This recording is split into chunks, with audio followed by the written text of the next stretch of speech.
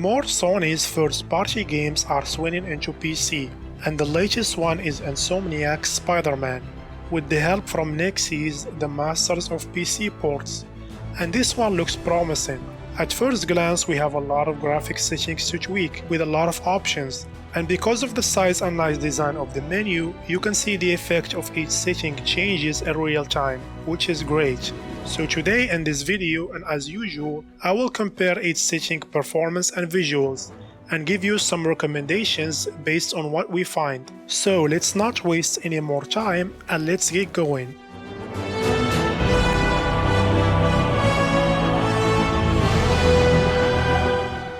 Now let's start with anti-aliasing. We have four options here: off, SMAA, TAA, or NVIDIA's DLAA, or Deep Learning Anti-Aliasing. It's an AI-driven anti-aliasing for RTX GPUs. Now let's first compare the three regular options. You can clearly see that TAA gives the best image as expected, with around 4% hit to performance from off. And if we compare TAA with DLAA, it's obvious that NVIDIA's solution looks better. If we look at this screen here, you can see that it's complete and more stable with DLAA compared to TAA, and shimmering on buildings is eliminated. Performance-wise, DLAA costs an additional 4% from TAA. Here I'll say if you have an RTX GPU, use DLAA, but if you don't, use TAA.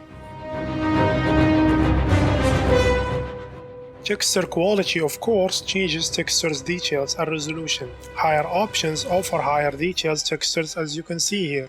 I can't say for sure how much VRAM each option uses because that depends entirely on your GPU, resolution and settings you're playing at. But I can say that 8GB of VRAM on my RTX 3060 Ti at 1620p was not enough for very high textures, and high was the best option. And from what I've seen in other videos, for 1080p, if you have 4GB of VRAM, go for medium, and if you have more, try very high or high. Now moving on to texture filtering, which controls the quality of textures when viewing from an angle as you can see here.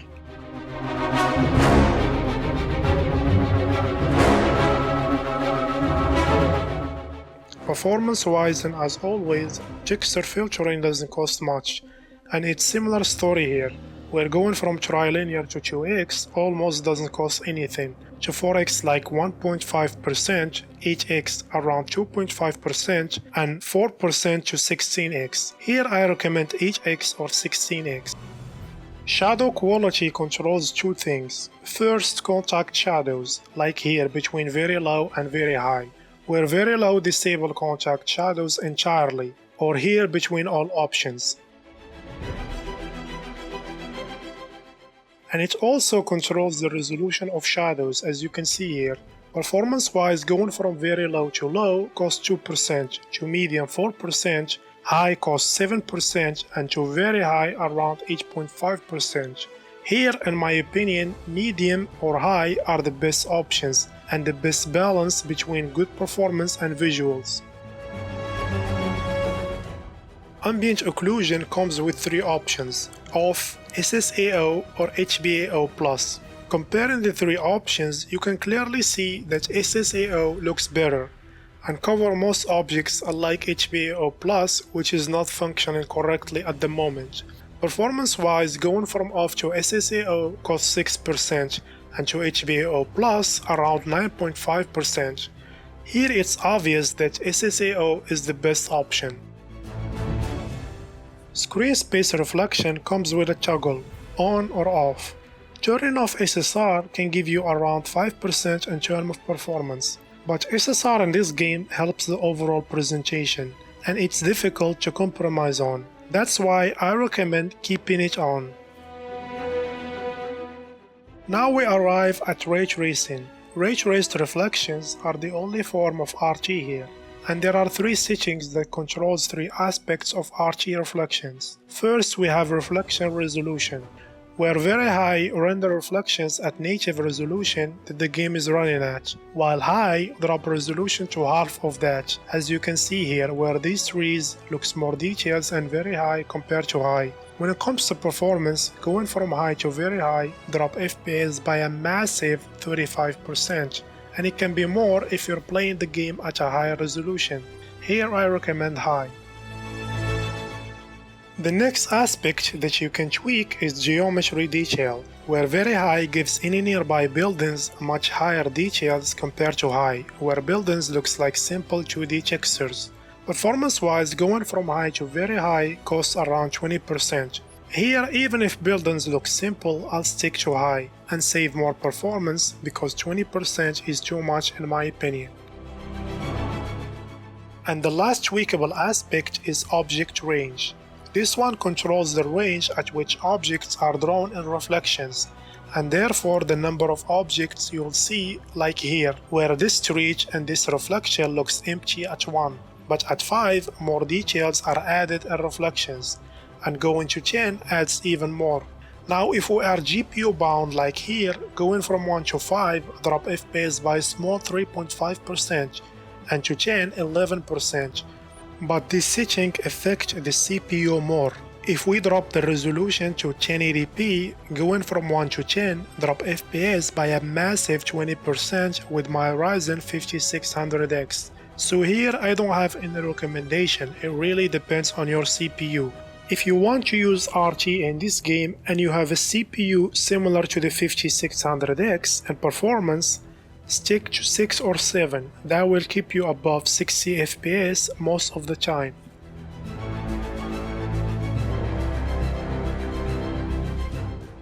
Level of detail similar to object range and RT, it controls the geometric details of objects at a distance. Like here, we're going from very low to low, add more details to these trees.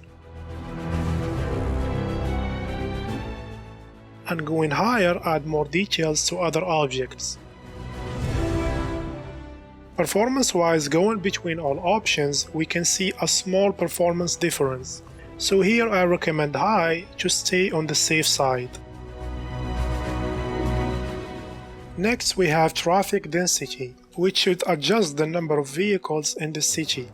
But this setting doesn't look like it's working correctly. The number of cars changes automatically no matter what settings you choose, and the performance also looks similar between all options. So here currently it really doesn't matter what settings you choose.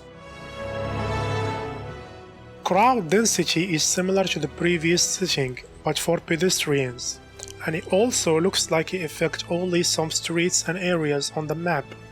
Like here, where even at very low you can see that this street have a lot of civilians, but moving on to the next place you can see that there is no one.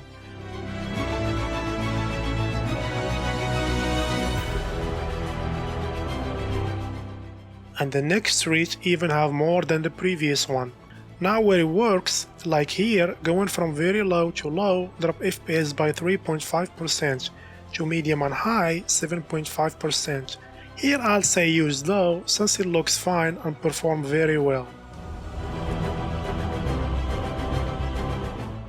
Hair quality controls the density of main character's hair, like here where you can see that mid and high looks more details compared to very low and low. Performance wise, this setting can be demanding when using high. As you can see here, going from very low to low, drop FPS by 1%, to medium 2.5%, but to high around 9.5%, so here I recommend low or medium.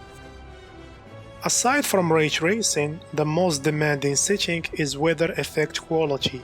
From what I've seen, it enables volumetric clouds like here, where you can see that with both low and medium we have normal static cloud textures, but going to high add dynamic volumetric clouds. Performance wise, both low and medium are similar, but going to high and very high drop FPS by a whopping 36%. Here it's a no-brainer, just use low. Finally we have depth of field. Overall you'll see this effect only during cutscenes, but strangely enough, I couldn't measure any performance difference between its options, as you can see here at this first cutscene. And even at this scene in the main menu, the performance is similar between very low and high. So here I'll say if you like depth of field, use low, as higher options might affect your GPU more. Now let's compare optimized settings to very high. I'll use these settings as my optimized settings.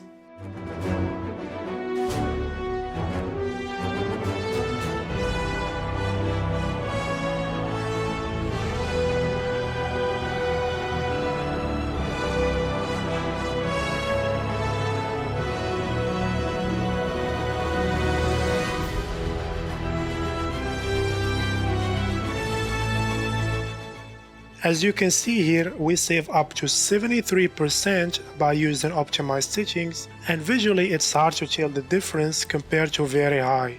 So to wrap this up, Spider-Man on PC brings with it a variety of settings and options to customize the experience. But some settings like HBAO+, ground and traffic density are not working correctly.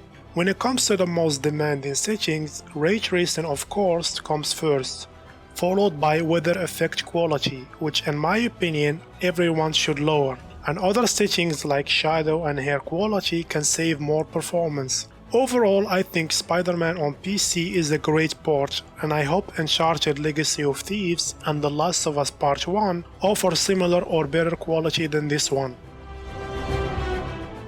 And we arrive at the end. To avoid making this video any longer, I'll cover the 3 upscale techniques, DLSS, FSR 2.0 and iGTI and other video, so stay tuned for that. Thank you so much for watching and for your time. Like or dislike this video, don't forget to subscribe and hit the bell for future videos. Feel free to leave a comment down below, and hopefully I'll see you in the next one.